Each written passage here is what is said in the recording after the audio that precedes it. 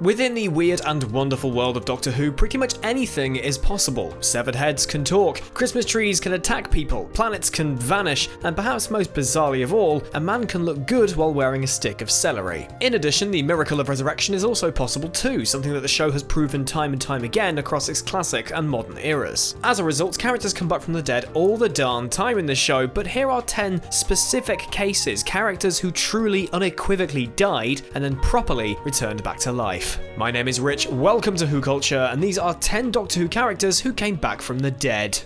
Number 10. The Ninth Doctor, Father's Day. Most of the Doctor's existence is spent rescuing his companions and dealing with their screw-ups, and Rose Tyler, though it was understandable why she did, made one hell of a screw-up in the Series 1 episode Father's Day. Wanting her father, Pete Tyler, to live again, Rose saved his life after journeying into the past with the Doctor, creating a massive disturbance in an established timeline. This meddling resulted in a group of Reapers, winged creatures that are drawn to temporal paradoxes, showing up and killing a bunch of people at random. And one of the people they killed was the Doctor, who gave his life to shield a group of survivors. A Reaper straight up gobbled him whole, and he only came back to life when Pete bravely sacrificed himself, an act which re-established his death, fixed the timeline, sent the Reapers packing, and brought back everyone they had killed. So if Pete hadn't had made such a courageous decision, the Doctor may have stayed dead, which would have been pretty much bad news for the entire damn universe.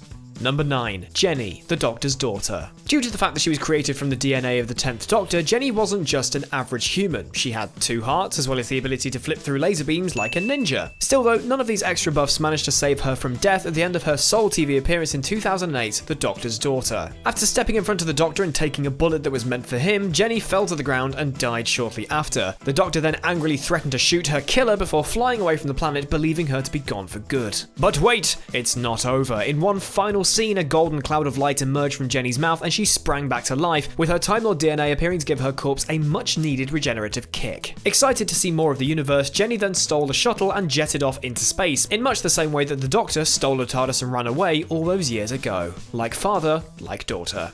Number 8. Captain Cook, the greatest show in the galaxy. The 7th Doctor serial, The Greatest Show in the Galaxy, is rather kooky to put it mildly. It involves clowns, werewolves, gods, and a psychic circus, an act the Doctor is ultimately forced to perform in. Just look at this. At the end of the 3rd episode, the Doctor makes his way into the ring with Mags and Captain Cook, a pair of fellow adventurers in tow. While Mags has quite a compassionate and kind soul, Cook is determined to survive at all costs, a selfish and ruthless trait that he finally displays when he triggers Mags' werewolf transformation and leaves her to attack the Doctor. Unfortunately for Cook though, this decision backfires badly. After chasing the Doctor for a few minutes, Mags turns her rather pointy fangs on Cook, killing him. This left him stone cold dead for the next chunk of the story, until he was brought back to life by the powerful gods of Ragnarok, in a more blank and emotionless state, mind you, but still very much alive. And then he died all over again by falling into a pit.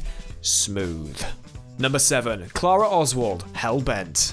Oh goody, we're going to talk about this one. Clara Oswald might be the only person in existence whose death was rudely interrupted. After dying in Series 9's Face the Raven, Hellbent saw the Doctor enter her timeline at the exact moment of her demise, allowing him to whisk her away to safety mere milliseconds before she was struck by the deadly Raven. Imagine you knew your death was imminent, you were staring it directly in the face, but then, out of nowhere, Peter Capaldi shows up and pulls you through a magic door. That's pretty much what happened from Clara's point of view. Anyway, the Doctor's intervention allowed his companion to live again, but with a catch. Because her death in Face the Raven is a fixed point in time, Clara has to re-enter her timeline at some point in the future, allowing history to play out properly. The last time we saw Clara, she was flying off in her own TARDIS that was shaped like a diner, determined to make the most out of her temporary second shot at life by exploring the universe with me. Oh god, this was so stupidly done. She could have just stayed dead, Stephen. Number 6. Strax, the Battle of Demons run 2 days later. Okay, now this is a strange one. The hilariously blunt Strax was first introduced in Series 6's A Good Man Goes to War, where he died during a scrap with the Headless Monks. And he's quite alright with it too, considering that it's an honour for a Sontaran to perish in battle. But then in the mini-episode The Battle of Demons run 2 days later, Strax's death was reversed. Here, his friend Jenny revives him, adding that the blow that killed him wasn't even fatal and that he actually just fainted instead. However, this simply isn't true. For starters, Jenny wasn't even with Strax when he was struck down in A Good Man Goes to War. It's actually Rory who watches over him as he draws his last breath. Consequently, Jenny would have no idea if the shot that hit Strax was fatal or not, and furthermore, Rory is a trained medical professional, so he can probably tell if someone's dead or alive, even if they're a baked potato man. Plus, in The Snowmen, the Doctor says that Strax gave his life during the battle with the monks, and that he was then brought back, so Strax definitely died, and he was definitely resurrected, but then Jenny lied and told him he only fainted. What a bully. Number 5. The Master, The End of Time. The Master has been a recurring character in Doctor Who since the early 1970s when Roger Delgado first assumed the role opposite John Pertwee's third Doctor. And across his lengthy tenure, he's died a lot, or at least he's appeared to have died a lot, suffering seemingly fatal injuries only to show up alive and well in a future episode. In the 5th Doctor story Planet of Fire, for instance, he was burned alive by a swirl of flames. In the Paul McGann TV movie, he was sucked into the Eye of Harmony and vaporized. Hell, in 2017's The Doctor Falls, he killed himself with John Simm's Master shooting Michelle Gomez's Missy in the back with his laser screwdriver. However, one of the most clear-cut and notable examples of the Master fully dying and then returning from the dead occurred during the 10th Doctor's era. At the end of the Series 3 finale, the John Simm iteration of the character was shot by his wife Lucy Saxon before dying in the Doctor's arms after refusing to regenerate out of spite. He then returned in David Tennant's final story, The End of Time, after being brought back to life by a group of fanatics in a botched ritual. And as an added side effect, he had also gained bleached blonde hair because reasons.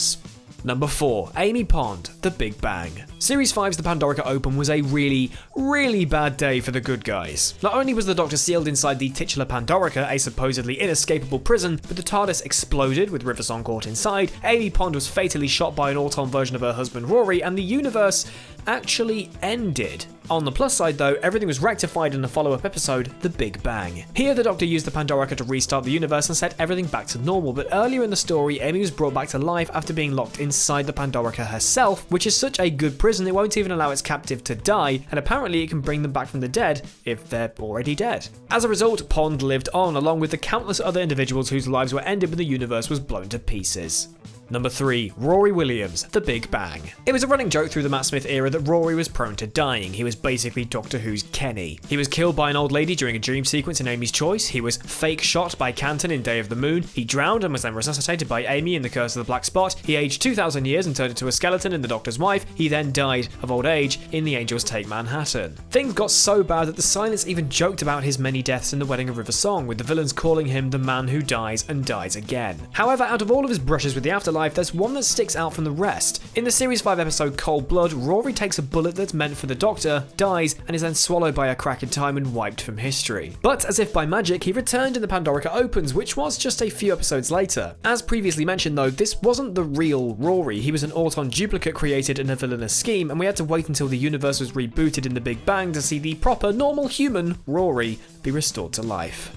Number 2. Grace Holloway, Doctor Who the Movie. The Doctor usually travels with his companions for at least a single series, meaning they'll have a good dozen episodes, which can equate to days, weeks, or even years of in-universe time under their belt before suffering whatever horrible fate the writers have got in store for them, whether it's dying, getting misplaced in time, getting left behind, getting stuck in an alternate reality, or having their memories wiped. But Grace Holloway, she reached her horrible fate in a record time. Assisting Paul McGann's 8th Doctor throughout the 1996 TV movie, Grace was mixed up in the world of Time Lords and TARDISes for less than a day before she was killed by the Master, who chucked her over a balcony during the final showdown. Then, once the Master had been defeated, Grace, along with Chang Li, whose neck had been previously snapped, was brought back to life when a cloud of golden energy rose out of the Eye of Harmony and merged with her corpse, reviving it. The dead stay dead. You can't turn back time is something that Grace says earlier in the story. Fortunately for her, she was very wrong indeed. Number 1. Captain Jack Harkness, The Parting of the Ways. Although Captain Jack Harkness is an immortal being, this wasn't always the case, and funnily enough, he only gained this power after paying for it with his life. This happened during the Series 1 finale, The Parting of the Ways, where Jack died. Like, he really died. He was cornered by a trio of Daleks and then exterminated, zapped at point-blank range with a deadly laser. Very few people faced the Daleks and lived to tell the tale, so there's no way that Jack could return after suffering a fate like that. Right? Well, normally no, but in this case, Rose Tyler had recently looked into the heart of the TARDIS, turning her into the near-omnipotent being, the Bad Wolf. This allowed her to bring Jack back to life at the end of the episode, and as an added bonus, she also inadvertently made him immortal. Throughout his many subsequent appearances in the Whoniverse, Jack has sustained a number of injuries that could easily kill a normal man. He's been blown to pieces, he's been shot by a Dalek, thrown off a building, landed backwards on a bench, ouch, rogue javelin, bigger ouch, but his immortality has kept him alive. Hell, in the first episode of Torchwood, he was shot in the forehead at close range and then got up like it was nothing. And that is my list. Please subscribe to the Who Culture YouTube channel if you want some more Doctor Who timey-wimey content in the future, and you can follow me on Twitter at PickupChangeToe and on Twitch at RichIsLive. Please check out the Escaping Kasterborous Rewatch podcast, and I will see you soon.